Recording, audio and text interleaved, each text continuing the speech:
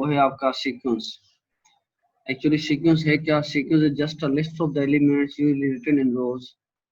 Sequence आपके पास क्या होता है? लिस्ट ऑफ द एलिमेंट्स होता है जिसको हम किसी रो के फॉर्म में लिखते हैं। जैसे एग्जांपल के तौर पे सीक्वेंस पे हम क्या देते हैं? एलिमेंट्स जो भी होते हैं, जहाँ नंबर्स होते हैं, उसको हम सेपरेटली किससे करते हैं? कामा से सेपरेट करते हैं।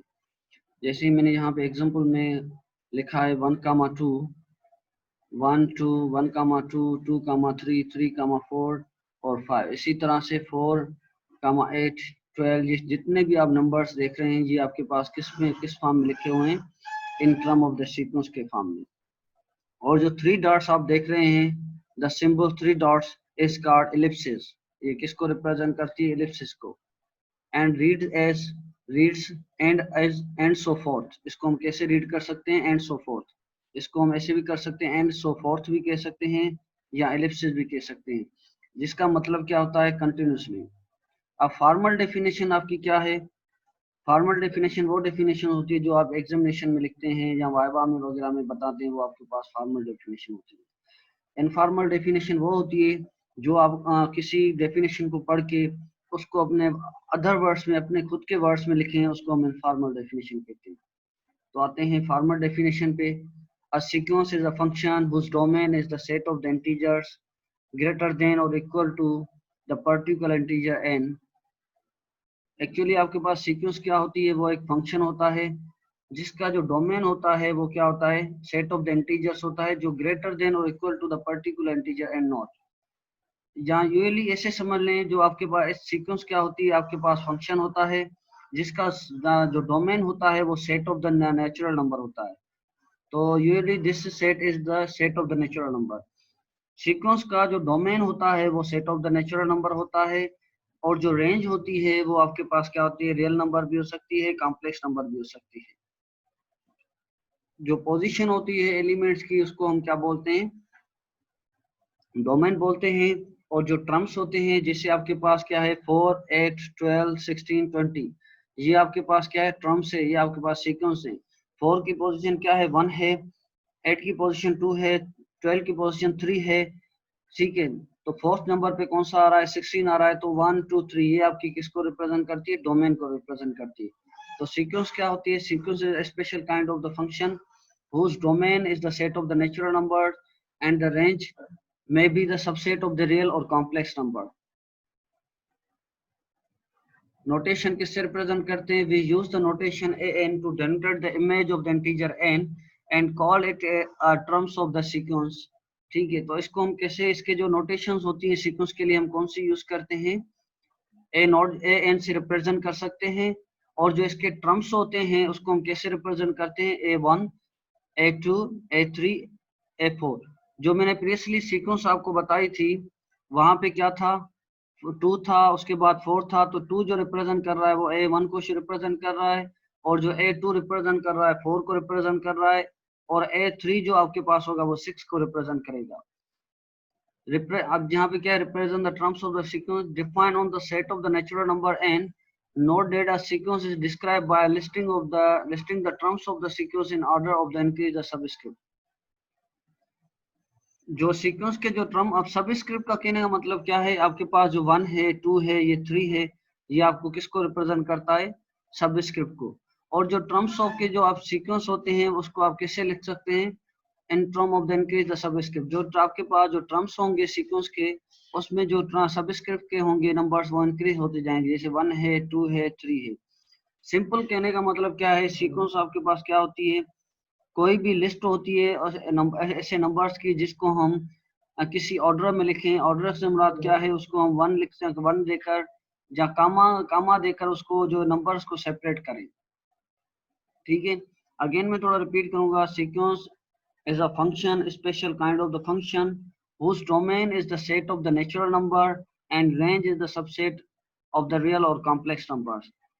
तो सीक्वेंस को हम अदर वे में ऐसे भी कह सकते हैं, the list of the numbers या list of the terms that is written in particular order। तो particular order का मतलब क्या होता है? यहाँ पे आपके पास,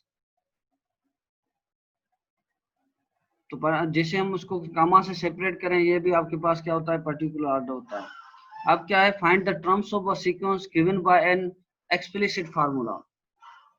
जो टर्म्स होते हैं वो हम किस तरह से फाइंड करते हैं सीक्वेंस के, उसके लिए लिहाज से हमारे पास फार्मूलाज हैं। An explicit formula or general formula for a sequence is a rule that shows how the values of a k depends on k. अब यहाँ पे देखेंगे एग्जांपल में define a sequence a1 a2 a3 by a explicit formula a k upon k plus 1 for all integer k is equal to greater than or equal to 1. अब यहाँ पे समझिए मैंने आपको क्या बताया था, जो भी सीक्वेंस होती है उसकी जो डोमेन होती है वो क्या होती है, set of the natural number होती है। तो अब क्या है यहाँ पे जो k होगी, पहले हम क्या नेचुरल नंबर कौन सा आता है, पहला नंबर 1 आता है, तो k की जगह हम अगर 1 रखेंगे, k की जगह अगर हम 1 रखेंगे तो आपके पास रिजल्ट क्या आएगी, 1 यहाँ पे रख लिया, यहाँ पे हमने रख लिया, तो क्या आ रही है 1 अपान 1 प्लस 2 आ रही है, तो 1 प्लस 2 आएगा, 1 अपान 2 आ जाएगा। इसी तरह से k की जगह सेकंड क्या रखेंगे, नेचुरल नंबर क्या होते हैं 1 2 3, पहले 1 रख लिया, फिर 2 रखेंगे k की जगह, फिर 3 रखेंगे, अब 2 सोन रखेंगे। ठीक है, तो फिर हमने 2 रखा k की जगह, तो क्या आ जाएगा 2 अपान 2 प्लस 1, तो 2 अपान 3 आ जाएगा। फिर हमने k की जगह 3 रख लिया, तो 3 अपान 3 प्लस 1 आ जाएगा, 3 अपान 4। तो फर्स्ट जो 3 टर्म्स होंगे वो क्या होंगे, a1 की जगह 1 अपान 2, a2 की जगह क्या रखेंगे 2 अपान 3, a3 की जगह क्या रखेंगे 3 अपान 4 रखेंगे। और जो फोर्थ टर्म होगा वो क्या होगा, k की जगह 4 रखेंगे तो 4 अपान 5 हो जाएगा। अब ऑब्जर्व कर लें, इस तरह से रखेंगे, 1 की जगह क्या रखेंगे 1 अपान 2, a2 की जगह क्या रखेंगे 2 अपान 3, a3 की जगह 3 अपान 4 रखेंगे। ठीक है, तो इस तरह से अगर हम ऑब्जर्व करें तो इसका फिफ्थ टर्म क्या होगा, a4 है तो हमने यहाँ पे क्या रखा है 4 अपान 5, a3 है तो हमने क्या रखा है 3 अपान 4, और फिफ्थ टर्म इसका क्या होगा 5 अपान 6 आ जाएगा। तो इसी तरह से आपके पास समटाइम कोई भी आपके पास nth टर्म गिवन होगा, इसको हम क्या कहते हैं k अपान k प्लस 1 के, इसको हम nth टर्म बोलते हैं या kth टर्म बोलते हैं। kth टर्म गिवन होगा तो उससे हम सीक्वेंस को एक्सपेंड कर सकते हैं या सीक्वेंस बना सकते हैं।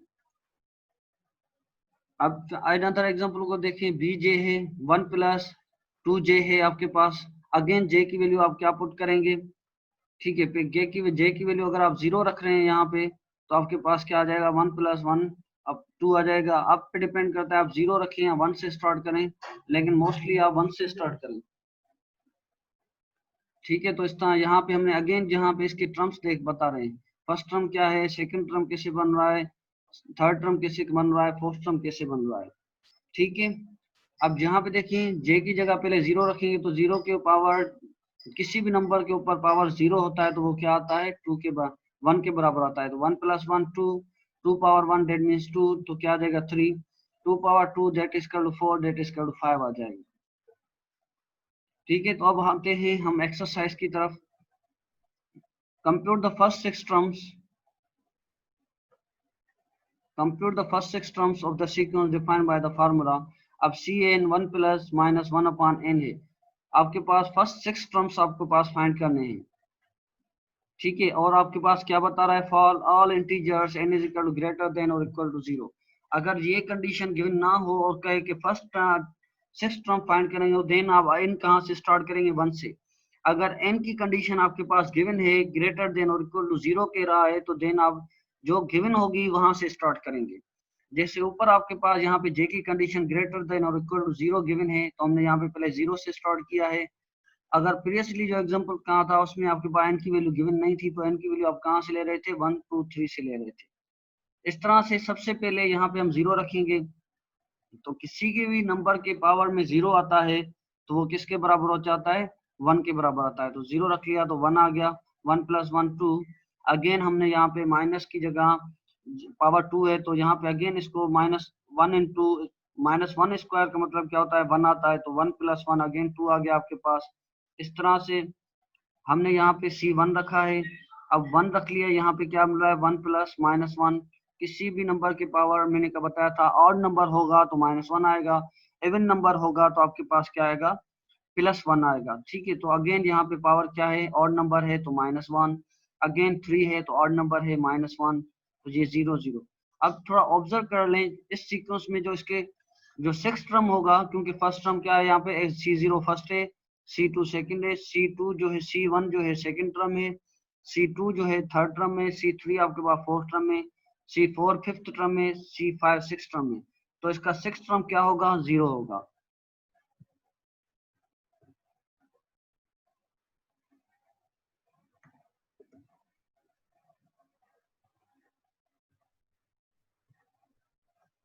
अगेन आपके पास एग्जांपल है, right the first four term of the sequence defined by.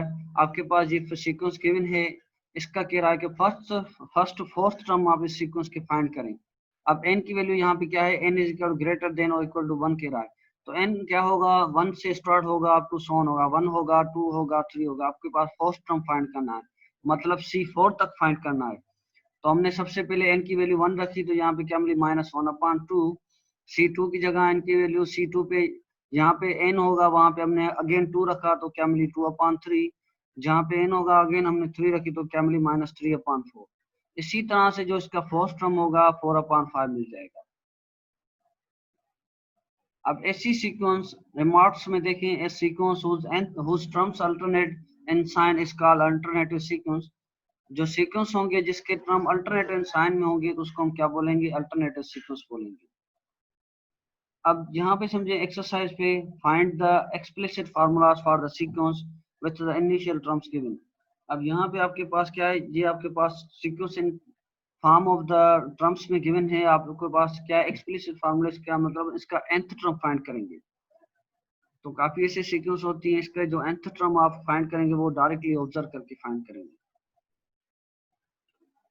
ठीक है, तो यहाँ पे आपके पास क्या है? 0 1। अब इसको कैसे ऑब्जर्व करेंगे? होगा वो यही आएगा।